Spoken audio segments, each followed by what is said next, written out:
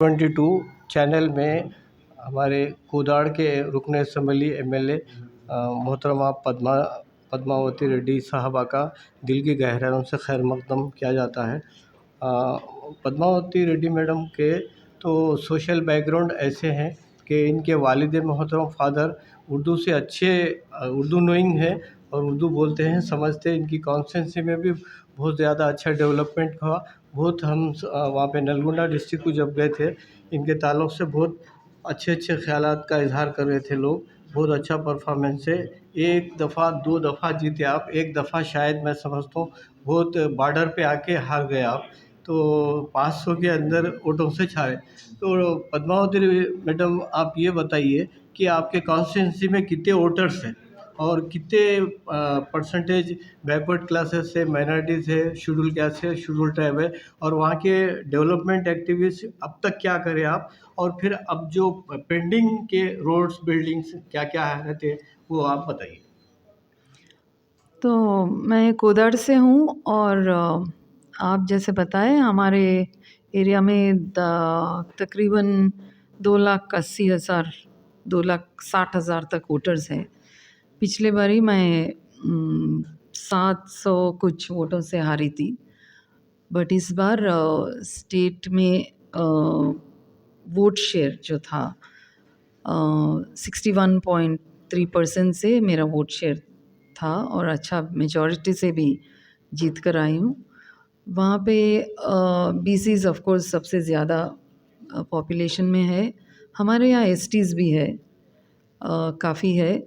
और अपना ओसीस के में कम्माज, रेड्डीज़ और अपने क्या बोलते वैश्यास भी रहते, मिक्सअप रहते। और नलगुंडा, उम्मीडी नलगुंडा में खास करके मुसलमानों का भी एक अच्छा रिप्रेजेंटेशन है वहाँ से। इसलिए हम 2009 में एक मुसलमान को अपना कांग्रेस पार्टी तरफ से एमएलए कैंडिडेट के महबूब जानी साहब को ठहराए थे तब।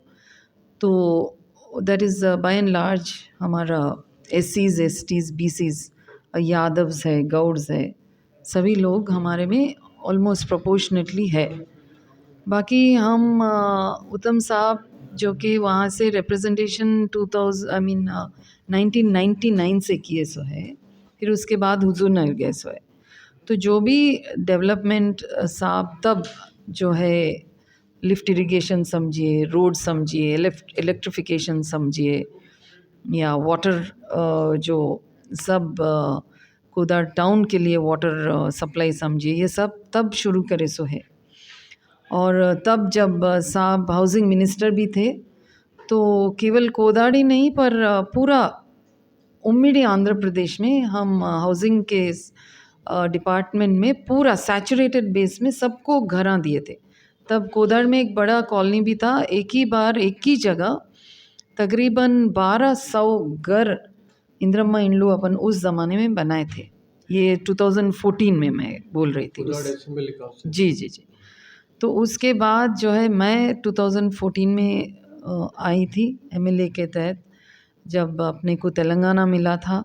तो तब से हम लोग इधर गवर्नमेंट में कांग्रेस नहीं आया था, तब टीआरएस थी। तो डेवलपमेंट के हिसाब से तब ज़्यादा नहीं कर पाए कि सिर्फ हमको मैं अपोजिशन एमएलए थी और तो जो भी हमें एमएलए के उसमें जो कॉन्स्टिट्यूंसी डेवलपमेंट फ़ंड के तहत मिला था वही हम हर एक विलेज में मैं वो फंड्स इक्वल डिस्ट्रीब्यूट करते गई। और हुजूर नगर में थोड़े पूरे फैक्ट्रियाँ, सीमेंट फैक्ट्रियाँ रहते साहब के, उत्तम साहब के कॉन्स्टिट्यूंसी से, वहाँ से हमको थोड़ा डीएमएफटी का भी फंड्स मिलते हैं। तो वो भी मैं हर एक छोटे से छोटे विलेज में भी कुछ ना कुछ डेवलपमेंट काम, तो रोड्स या ये अपने जो बोलते हैं शादी खाना या ईदगाह का जो भी है वो सब में भी हम लोग देते हुए आ रहे हैं। इस बार जो कि हमारे प्रभुत्व गवर्नमेंट भी आया है और हमको बहुत अच्छी तरह से हमारा गवर्नमेंट से मदद भी मिल रहा है फंड्स के तहत। तो बहुत सारे जो अभी मंडल के लिए जो स्कूल्स है, कॉमन बीसी स्कूल्स जो कर रहे वो यानी कि रोड्स और इरिगेशन में जो कनाल्स बंद पड़े थे वो, और हाल ही में जो एक एक कॉन्स्टिट्यूंसी में 3,500 घरां जो दिए वो सब भी शुरू हो गया। तो बहुत डेवलपमेंट के हिसाब से तो रोड्स, लाइट्स, इलेक्ट्रिफिकेशन वो सब इससे पहले थे जब उत्तम साहब आए थे। तो ये 10 साल में ज़्यादा कुछ नहीं हुआ था, जो कि टीआरएस प्रभुत्व था। और पिछले बार मैं एमएलए नहीं थी, टीआरएस के एमएलए थे।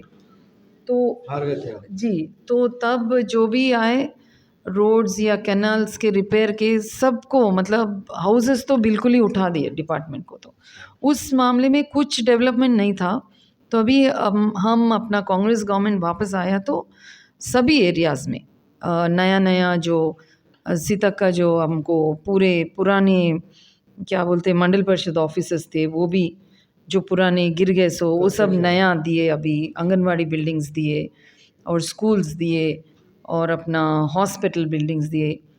तब जब 20 साल पहले उत्तम साहब 30 बेडेड हॉस्पिटल था, उसको अभी दामोदर साहब अपने को वो 100 बेडेड हॉस्पिटल के तहत वो भी दिए सो है। तो वो भी शुरू होकर बन रहा है। अपना पूनम साहब अपने को ट्रांसपोर्ट मंत्री हाल ही में 14 करोड़ दे हमारे नया एक बस डिपो बनाने को, उसका भी प्लान्स जारी है।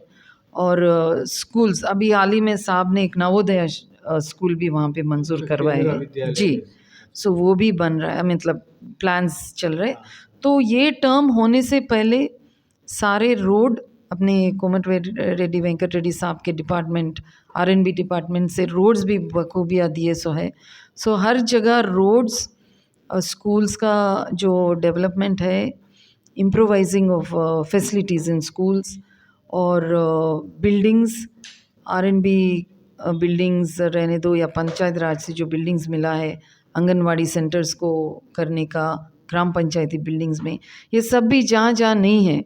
हाल ही में एक नया मंडल भी फॉर्म हुआ था तो उसमें भी नए नए ये पुलिस स्टेशन का तो भी अनंतगिरी, सो उसमें भी पूरे गवर्नमेंट बिल्डिंग्स बन रहे।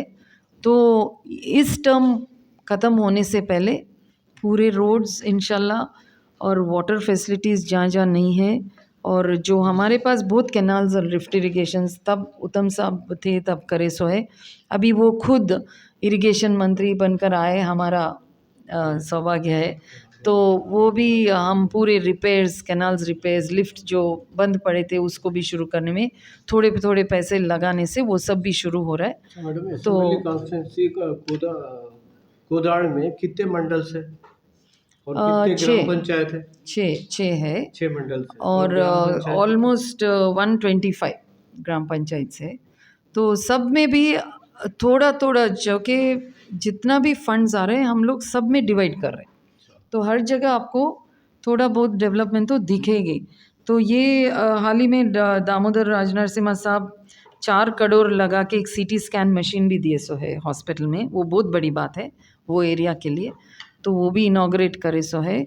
तो ये सब भी हम लोग डेवलपमेंट के नाते कर रहे हैं। इंशाल्लाह ये टर्म होने से पहले आगे कुछ ज़रूरत नहीं है, मतलब फैसिलिटीज़ के तहत जो बिल्डिंग्स रहने दो, स्कूल बिल्डिंग्स रहने दो, हॉस्पिटल्स रहने दो, पीएचसी सेंटर्स रहने दो, वेटनरी डिपार्टमेंट में और थोड़ा करने का है।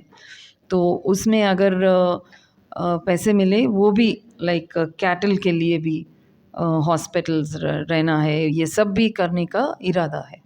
अभी डेवलपमेंट फंड कितने मिलते हैं मैडम ऐसा असेंबली कॉन्स्टिट्यूंसी को आप? जनरली 3 करोड़ तक मिलते हैं, पर हमारा मुख्यमंत्री साहब हम लोग एमएलए बने तो पहले ही हम सबको एमएलएस को पहले साल में दादापू ऑलमोस्ट 10 करोड़ तक दिए सो है ऑलरेडी। तो वो भी सब जहाँ जहाँ पे भी ड्रेन्स क्या बोलते हैं अपना रोड, सीसी रोड्स है, जो भी चाहिए वो लोगों को सबको दे दे के रहे। तो मैडम आज ग्रीवेंसेस में आपको कितने इंदिरा इल्लू के कितने मिले, राशन कार्ड्स के लिए कितने एप्लीकेशंस आए और डिफरेंट डिफरेंट डिपार्टमेंट के क्या क्या ग्रीवेंसेस है वो बोलिए। इंदिरम्मा इंड्लू अप्लाई करे सो जो लोग आए वो थोड़े बहुत थे, और रेशन कार्ड का तो कोई अभी तक नहीं आया, बल्कि रेशन कार्ड का नंबर कुछ गलत गिरा है वैसा आया है। और उनको क्या बोलते हैं, कोई सोसाइटी वाले आए, हमको ये सोसाइटी के लिए बिल्डिंग चाहिए, थोड़ा जगह चाहिए, या कोई రైతు రుణమాఫీ में भी थोड़ा बैंक्स में थोड़े రైతు को वो एरिया में बैंक्स हमारा फाइल्स फॉरवर्ड नहीं करे, कोई टेक्निकल कारण बता रहे तो उसको भी ज़रा देख लीजिए बोल के, ऐसे प्रकार के। वो कौन सा डिस्ट्रिक्ट का था माँ? करीमनगर, सिरसिला करीमनगर का था शायद। अभी मैं पूरा इन्फॉर्मेशन वहाँ प्रेस में बता देती हूँ, नोट किया गया। बहुत बहुत शुक्रिया आपका। एशन 72 में आपका दिल की गहराइयों से खैर मकदम है और आप इंटरव्यू देने के लिए बहुत बहुत शुक्रिया। अभी देखिए मैडम, अभी 12 साल से प्रीवियस गवर्नमेंट 10 साल चली, 10 साल के अंदर देखिए कॉलेज के कमिश्नरेट में जो है और डायरेक्टरेट स्कूल एजुकेशन और इंटरमीडिएट एजुकेशन में एक बरसों से डॉक्टर राजशेखर रेड्डी के ज़माने से स्पेशल ऑफिसर उर्दू रहता था। डायरेक्टरेट स्कूल एजुकेशन में there is no special officer of जी। उर्दू। कमिश्नर कॉलेज एजुकेशन में नहीं है, इंटरमीडिएट एजुकेशन में नहीं है।